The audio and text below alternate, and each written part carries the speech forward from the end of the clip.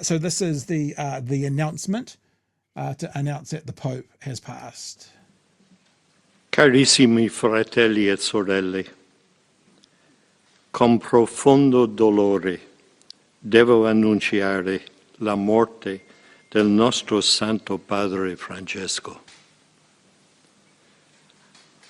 Alle ore 7:35 di questa mattina, il Vescovo di Roma Francesco è tornato alla casa del Padre. La sua vita tutta intera è stata dedicata al servizio del Signore e della sua Chiesa. A time for mourning. They say 1.4 billion Catholics are mourning all over the world. I don't know if that's quite true, but certainly there'll be a billion. Did I say billion or million there? Whatever. Catholics are acknowledging it. So I grew up in the Catholic Church, and I grew up under Pope John Paul II, and he was like the Pope for like a million years. He was the Pope from the day I was born. I can remember where I was living when he died. I remember watching the funeral. It was probably 35 years. And it was quite interesting. I had quite a strange reaction to it because it was really emotional. And I wasn't any part of the Catholic Church, and I wasn't any part of it anymore, but I cried. I wept actually when I was watching his funeral. It was just like 30 years of family history, grandparents coming out of the IRA troubles in Belfast and the Catholic roots and all that kind of stuff. And one moment just kind of flooded out. I don't know if you're anywhere near as connected to these guys, but it is a fascinating process now and what happens. So what happens is they get all the cardinals together and they start to vote. They basically play Pope Idol, Chewie, in behind closed doors. You're, of course, talking about the recent award-winning movie, The Conclave. I've never seen it. Well, you simply must. Okay. No, I've never been. I've never been to see that. It's a pretty relevant movie because it's actually talking about what you're talking about there. Yeah. So they play Pope and they the play politicking Pope Idol and the horse trading on who gets to vote for what Pope. Yeah. So yeah, if you haven't seen it, good wee nudge there. Pope dying.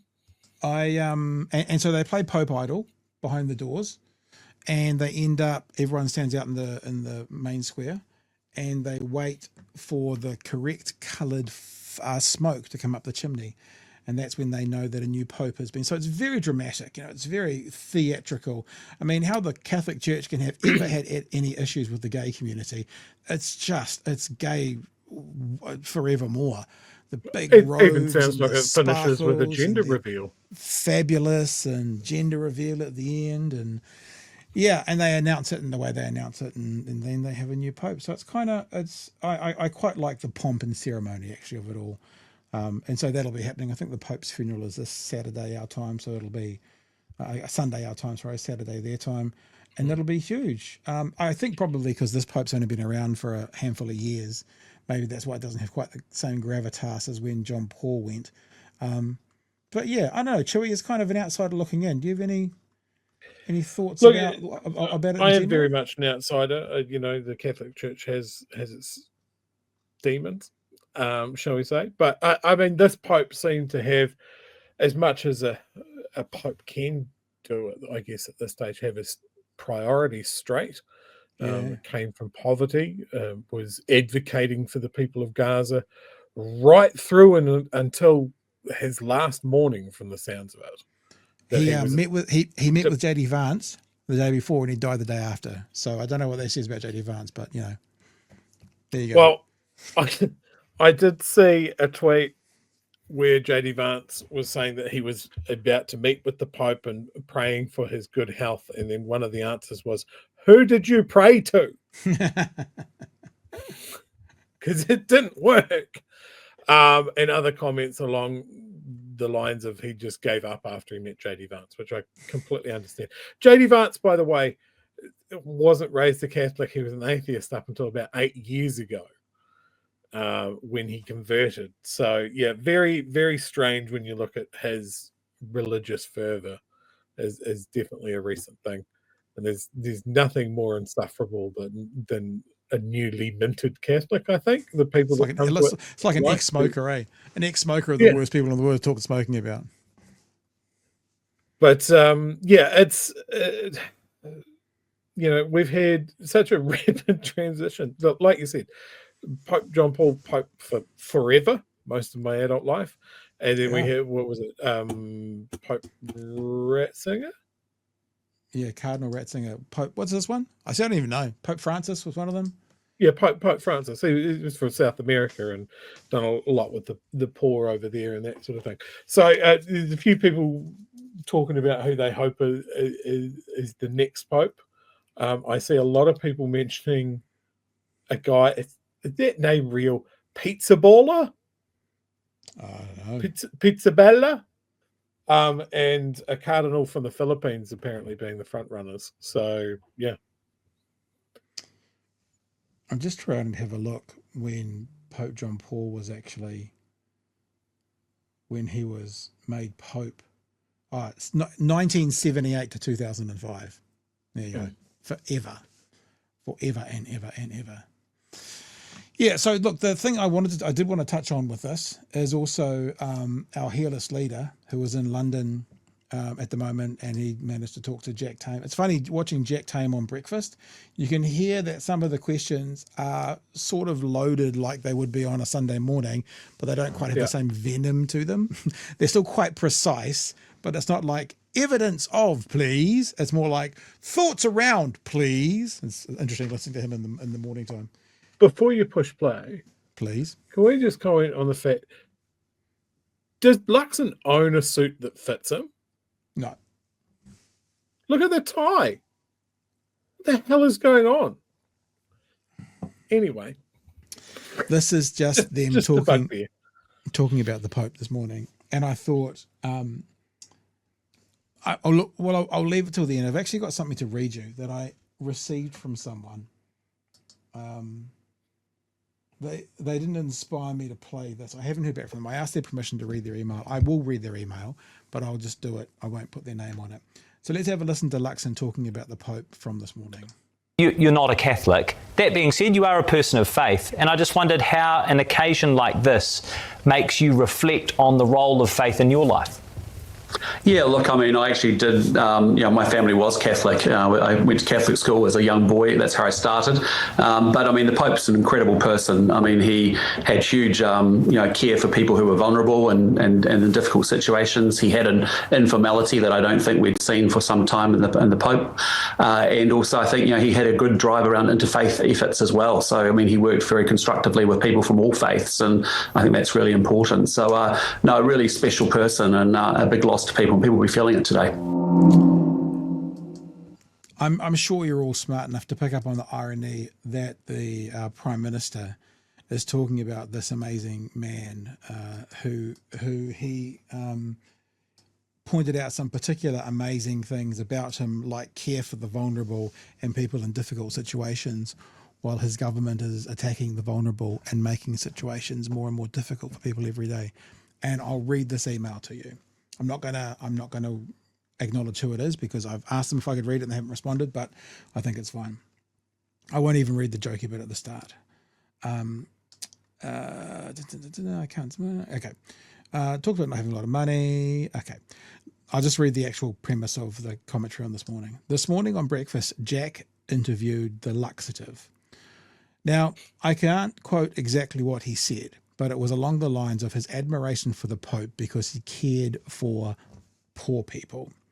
This led me to having to strip down my keyboard and clean my screen because at the time I was eating breakfast and had a mouthful of cereal and just had a gulp of coffee to wash it down. Before I could undertake this, though, I had to perform the Heimlich maneuver on myself or I would have died.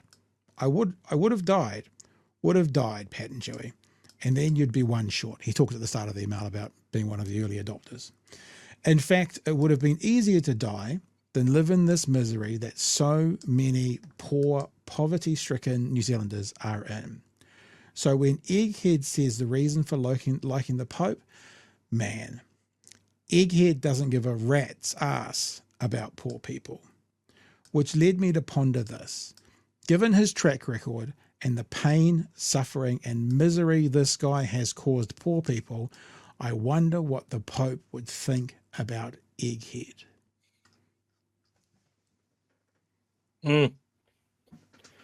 Stepping away from the microphone. I'd also like to point out that he made that statement to Jack with all the gravitas of someone giving his coffee order. Like this is when people dunk on politicians for being politicians. Can you imagine that man announcing a great national tragedy or a great national success? Like, it has the same gravitas he has of talking like, oh, the Pope had great outcomes or something. He had his KPIs. His really KPIs. well. Like, it's just, pardon the pun, soulless. There's nothing there. Infuriating.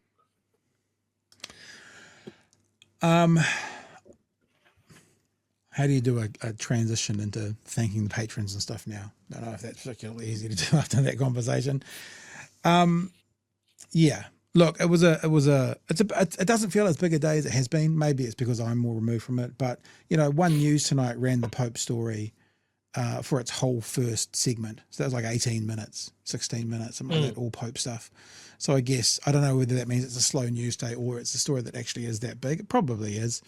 But, for a lot of people, the majority of people, but in quite a long way, it's a older religious man who died today and life goes on for most people. But he was apparently quite progressive as far as they go. When you were saying about who they're going to pick the next pope, I was going to go, I wonder if it'll be a woman. That'd be fully progressive. That'd be the next step, wouldn't it? Have a woman. There'd be a lot less Catholics around if that happened, I tell you, either from heads popping or people rage quitting. Look, we've got to couch progressive for a pope.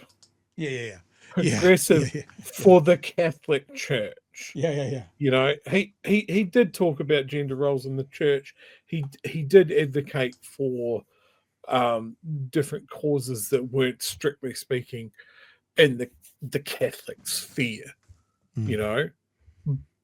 But yes, he's part of an organization that is still trying to cover their butts for decades of real monstrous harm visited on people in the name of the Catholic Church. And if the Pope doesn't come out and go, we're going to historically go through the record and every single person who has offended, we are going to give over to the police, then anything short of that is not far enough. So as you say, progressive for them is still quite a long ways away from what maybe our audience would consider progressive to be. Yeah, and that is a big ask. We have high expectations of the Pope, and look, hopefully the next Pope is someone that's going to pick up that ball and take it further down the field. Won't know until it's done. Well, it's a bit like people were talking about. It might have been one of our Sunday night shows. We were talking about who's going to take over from Luxon, and Erica Stanford is my pick at the moment. But people are like, the faction that behind Judith Collins. But for Pope, yeah, for Pope, the faction that's behind Judith Collins will have the say. Doesn't mean it's going to be Judith Collins, but that'll be what's happening when they're playing Pope Idol. There'll be factions, and if the faction that's got the most power will want a more conservative Pope, then it will be a more conservative Pope. So it's the factions back there who will end up deciding. So. Yeah, we'll see if this is a trend in the Catholic Church of becoming more progressive or whether it's a one-off. We shall see.